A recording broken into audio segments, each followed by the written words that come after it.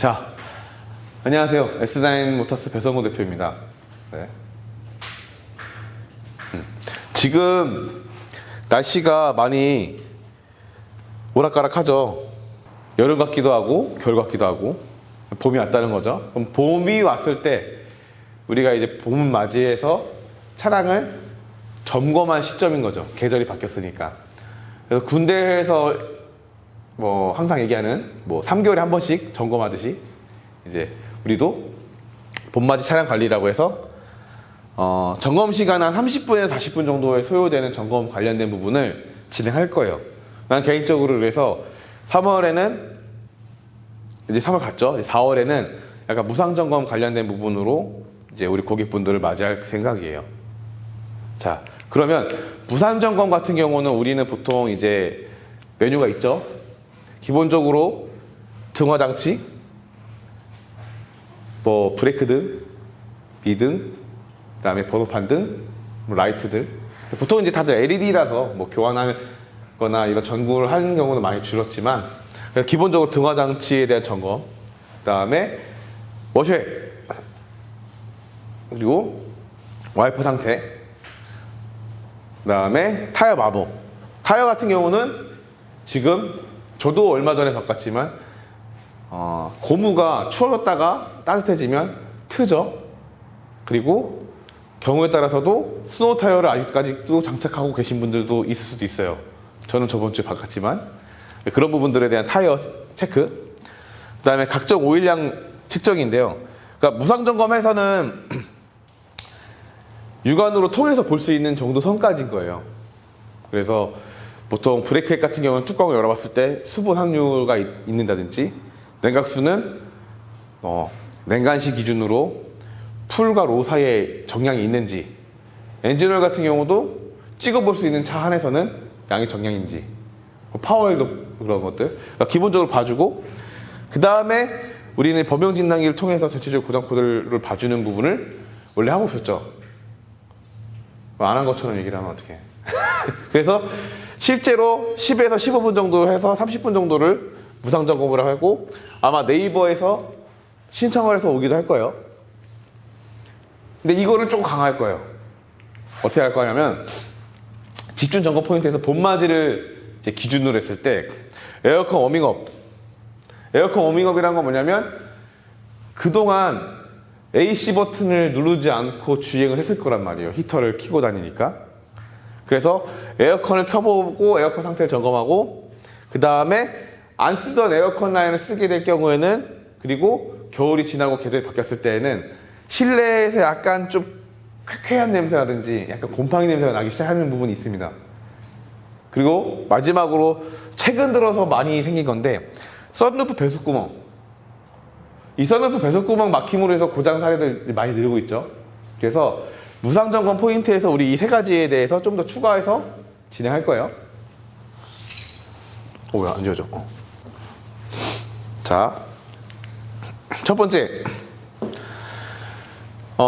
에어컨 작동 워밍업이란 건 뭐냐면, 10분 정도를 에어컨을 이제 최대 로우로 튼 다음에 토출구에다가 이 온도 게이지를 걸어 놓고 기본 다시 점검을 시작하는 거예요.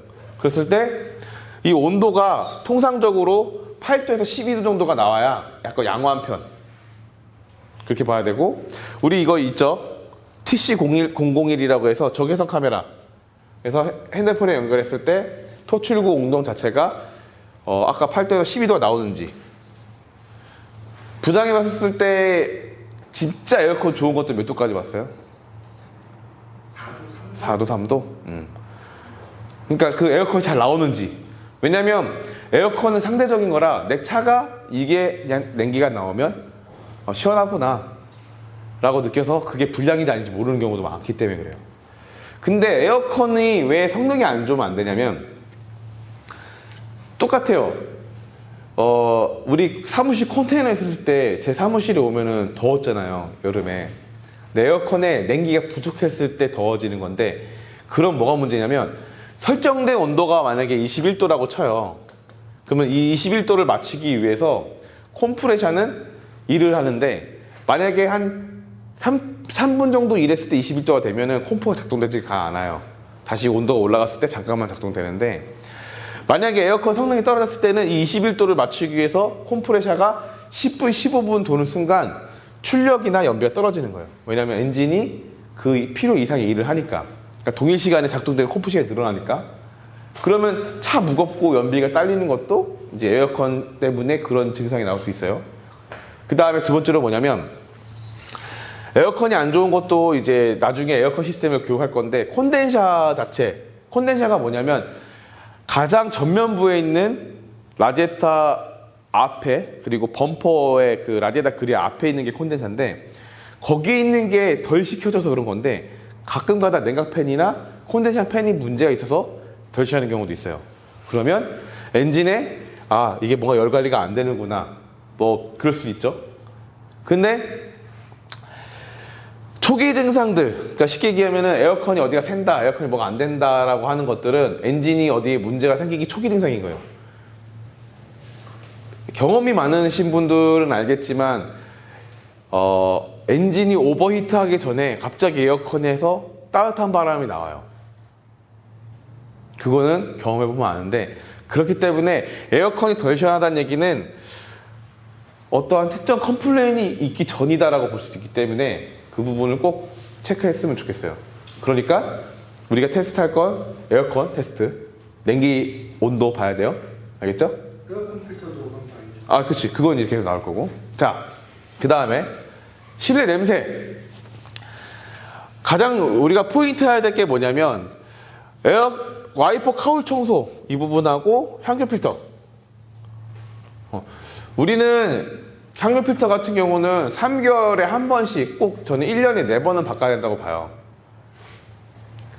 집에 공기청정기가 있으면 지금쯤 한번 필터를 빼봐요. 그러면 아마 엄청 먼지가 많을 거예요. 향균 필터도 똑같아요. 그래서 계절마다 교환을 해줘야 되는데, 지금 딱 그 시점이에요. 그러니까 에어컨을 켰을 때 에어컨이 덜 시원해졌다, 그런 것도 향균 필터가 막히면 바람 자체가 약하게 나와. 그거에 대해서 이제 설명을 또 해줄게요. 그래서 아마 색깔처럼 피우는 실내 냄새, 이제 에어컨을 켜게 되면 냄새가 나는 부분에서 관리를 해야 되고, 에바 클리닝, 이 부분의 클리닝은 이제 처방이에요. 처방. 이미 늦었어, 냄새가 나. 그러면 에바 클리닝이라고 하는 것들은 보통 이제 에버포레이터라고 해가지고 이제 공조기 안에 들어있는 부품을 얘기하죠. 그리고 블로 모터도 쉽게 말하면 선풍기. 그 다음에 실내 클리닝 같은 경우는 이 모든 것들이 안에 외부 실내의 오염으로 인해서 그 냄새가 순환돼서 실내 냄새 때문에 에어컨 냄새가 날 수도 있는 부분이 있기 때문에 말씀을 드리는 거예요. 자, 그러면 이 부분을 먼저 다뤘고, 가장 이제 우리가 해야 될 건 뭐냐면, 낭만 뒤에 숨겨진 진실이 있어요. 이제 벚꽃이 떨어지면 여기에 이제 벚꽃들이 이렇게 모여요. 그죠? 가을에는 낙엽들이 이렇게 모이죠. 이거 우리 고객들 오면은 이거 무조건 청소해줘야 돼요. 왠지 알아요? 자, 되게 뭔가 운치 있고 멋있잖아. 하지만 이 와이퍼대 밑에가 공조기 시스템, 벤트 시스템에 외부 공기가 유입되는 곳이에요. 그러면 에어컨 필터 같은 경우는 외부 공기가 유입돼서 여기에 필터가 들어가거든요. 그러면 여기에 이렇게 낙엽이 나와.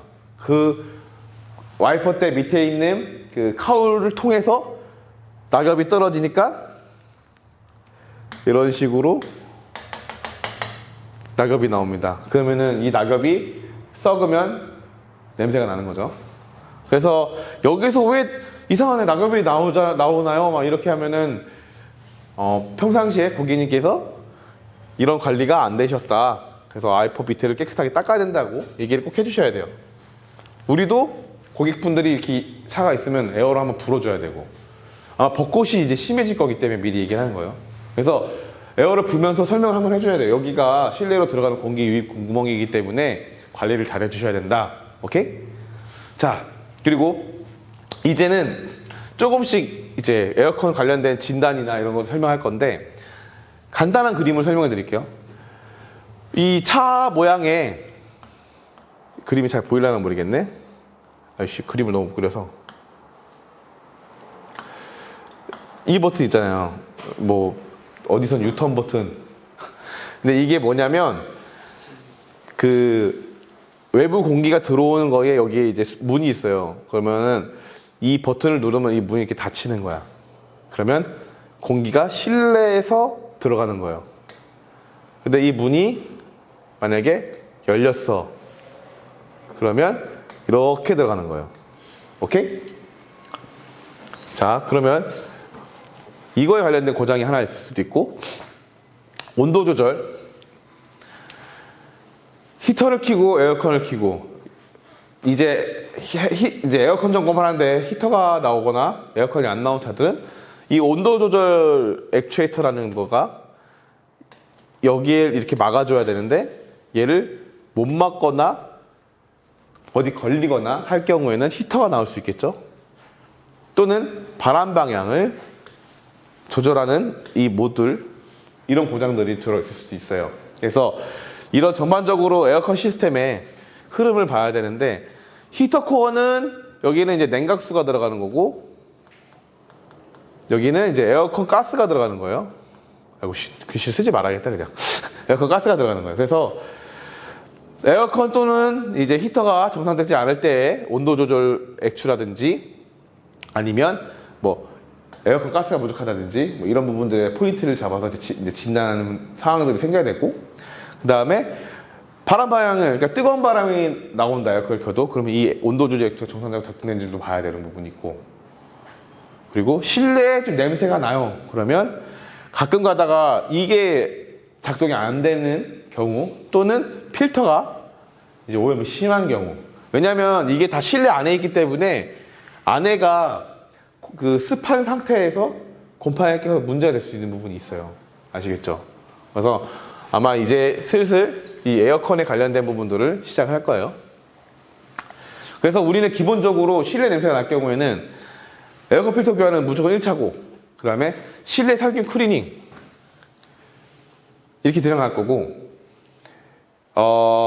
만약에 에어컨 필터를 바꾸고 실내 살균 클리닝을 하더라도 냄새가 계속 지속적으로 난다 그러면 심화 작업으로 해서 전체를 탈거하는 기준으로 먼저 고객한테 말씀을 드려야 되고, 왜냐면 제가 어떤 여러 가지 이제 그 클리닝에 관련된 것들을 한번 다양하게 시도를 해보고, 결과적으로 실제 에바포레이터 때문에 공조기를 내렸을 때에는 구조적으로 내려서 청소하는 거가 답이긴 해요.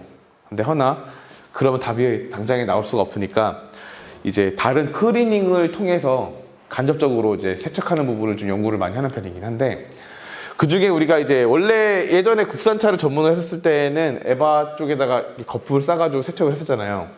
근데 수입차가 주려고 됐을 때는 사실 수입차 할 때는 좀 그런 좀 그 리스크들이 많더라고요. 그렇기 때문에 좀 에바 클리닝이나 블로모터 클리닝 같은 경우는, 요즘 차 그렇잖아. 블로모터 탈거도 쉽지 않잖아요. 국산차 같은 경우는 볼트 3개만 풀면 바로 나왔었단 말이에요. 그래서 이런 부분들은 거의 이제 심화는 이제 진단 수리 그리고 매니지먼트 개념이 넘어가니까 이 둘 1, 2번으로 끝날 수 있게끔 그런 기본적인 뭐 와이퍼대 밑에 청소라든지 평균 필터를 3개월마다 갈아준다든지 뭐 이런 부분들 지금 신경을 잘 쓰게 얘기를 해줘야 돼요. 자, 이 CDC64라는 우리 약품을 통해서 실내 클리닝 하는 부분이 있는데, 이 부분은 시간이 조금 내가 생각보다 계속 길어져서 생략하고 다음으로 넘어가고, 우리가 이제 심화 작업을 해서 계속 지속적으로 들어갈 부분은 이제 오존 발생기라는 부분이 있는데, 이거를 이제 계속 지속적으로 테스트를 더 해볼 거예요. 근데 우리가 대응할 수 있는 부분은 이거더라고요. 왜냐면 특별한 탈거 없이 관리할 수 있는 방법이긴 한데, 오존이라는 거는 간단하게 내가 와이프한테 이런 설명했었어요. 오존에 관련된. 그럼 락스네? 딱 그 말을 한마디로 하더라고. 그러니까 염기성 소독을 하는 건데 특정 어떠한 액체를 쓰는 것도 아니고 화학 물질을 쓰는 것도 아니에요. 단지 그 오존이라는 그런 성분을 만들어서 물을 소독하거나 아니면 냄새를 제거할 때 쓰는 거기라서 이 오존 클리닝을 한번 연구를 좀 해볼 거예요. 그래서 이거를 도입을 했을 때 어떻게 할 거냐면 일단은 기본적으로 에어컨 필터를 교환하고 에어컨 온도를 최저로 설정한 다음에 내기순환 알겠죠? 그 순환 안으로 도는 거 해놓은 상태에서 조수석 시트 밑으로 장비를 연결해서 놓을 거예요. 왜냐면 내기순환 할 경우에는 그 블로우 모터 쪽에 있는 공조기 안쪽으로 조수석 쪽으로 원래 공기가 빨아들이거든요. 그리고 10분 정도 켜놓고 그 다음에 작동하면 알람이 10분에 작동하다 멈춰요. 그러면은 이제 오존이라는 물질은 인체에 해롭거든요. 그렇기 때문에 창문을 다 열고 문도 열고 이 에어컨을 킨 상태에서 30분 동안 환기 좀 시켜주셔야 돼요. 그 다음에 우리가 갖고 있는 CDC64로 실내를 약간 좀 냄새 클리닝하는 이 과정으로 진행할까 생각하고 하고 있어요. 근데 이게 가장 그냥 합리적인 작업일 것 같아요. 왜냐하면 첫 번째로는 특정 분해, 그러니까 이걸 해도 안 될 경우에는 이제 분해를 해야 되는 거죠. 아시겠죠? 분해 없이 최대한 할 수 있는 부분을 좀 연구를 해봤어요. 근본적인 부분은 이게 이렇게 이 안쪽에 있다 보니까 뜯어서 할 수밖에 없는 거예요. 왜냐하면 밀폐되고 습한 곳이기 때문에. 그러면 한 가지 고객분들한테 알려줄 부분이 있어요. 에어컨을 쓸 때.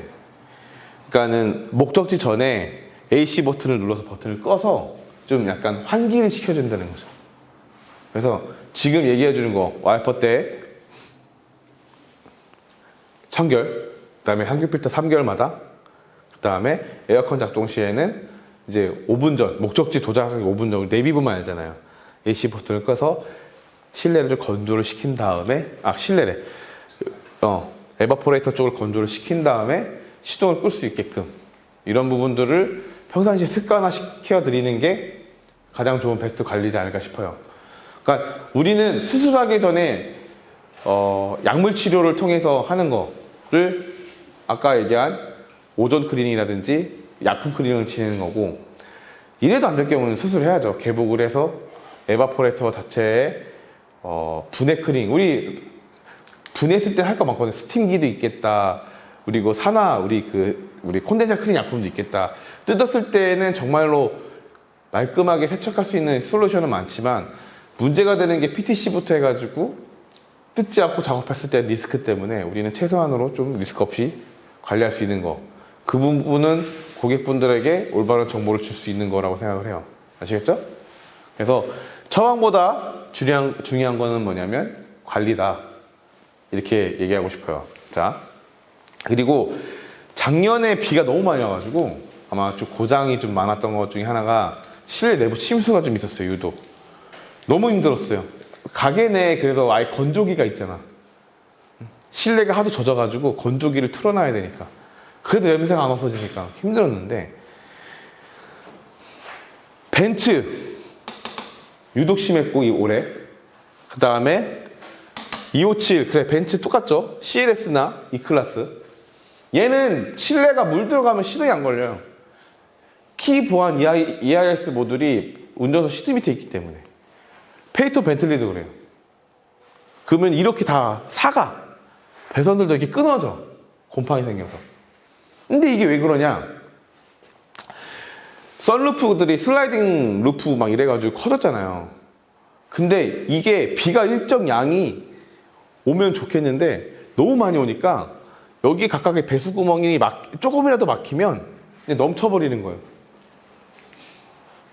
이 멈춰버리면 그게 실내로 가면 실내 발탄 밑으로 물이 고이면 추가적인 고장이 일어나는 거죠. 그렇기 때문에 우리는 이것도 시켰어. 이것들이 이제 기존에 우리 에어로 불었잖아. 아니면 이제 용접봉 긴 걸로 해주고. 작년에 난 바뀌어가지고 난 뚫었지. 뭘로 뚫었어요? 예? 네? 사실 이제 에어가 한번 툭툭툭 써주면 뚫리긴 하죠. 근데 재수 없으면 호스가 아니야. 그렇지. 그렇기 때문에 이제 긴 이제 솔이 있어요. 그래서 이거를 조금 신경 써서 봐줘야 된다 이거죠. 그러니까 경우에 따라서 무상 점검 리스트라는 부분이 있고 유상으로 있는 부분이 있는데, 이거는 아마 작업 시간을 측정을 해서 차종별로 아마 유상으로 해야 될 부분일 것 같긴 하거든요. 근데 이거 진짜 중요하다. 그래서 지금 유튜브 촬영까지 하고 있는 부분이니까 썬루프 배수 구멍을 꼭 체크해야 된다라는 거를 얘기하고 싶고, 이제는 말할 수 있는 게 뭐냐면 이 고질병이죠. 근데 결국은 리콜 됐어요, 이거. 자, 썬루프 배수 구멍이 막혀서 실내 낙스 센서까지 고장나요. 그러니까 이 차는 시동도 꺼졌어서 시동도 수리했는데 아니 얘인걸 낙스 센서까지 경고등이 떠 있네. 그래서 지금 보면 낙스 센서 2가 통신이 안 된다라고 나오는 거예요. 그리고 낙스 센서 1, 2가 있는데 2는 밑에 거를 얘기합니다. 그러니까는 이게 1이고요. 그러니까는 SCR 촉매 앞 뒤죠. 이게 2예요, 2. 근데 얘가 문제가 있대. 근데 이 영상 있으면 참 좋았을 텐데 영상을 못 찾겠더라고. 부장이 핸드폰 한번 찾아봐줘요. 보면은 자세히 보면 여기에 물이 고여 있어요. 그러니까 썬루프를 열었을 때, 썬루프를 열었을 때 여기 물이 고여 있으면 막힌 거예요. 그러니까 이걸 잘 봐야 돼. 그러면 이제 물이 여기로 떨어져 이렇게. 이건 조수석 쪽으로 떨어져. 그러니까 운전석 조수석 같이 떨어져. 운전석으로 떨어지면 시동 꺼지고 조수석으로 떨어지면 낙스 센서가 불량해서.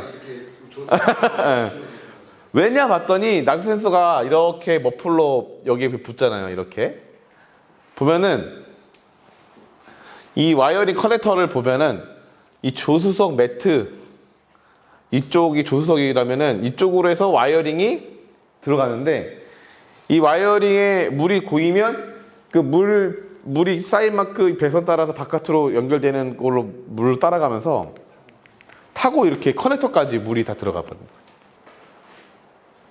그래서 통신 불량이고 죽는 사례가 있습니다. 그러니까 배수구멍 잘 근본적인 원인이고.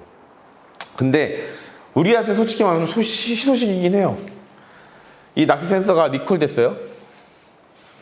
이게 웃긴 게 2015년도부터 2017년도 차이고 언제 났냐면 올해 1월인가 그럴 거예요.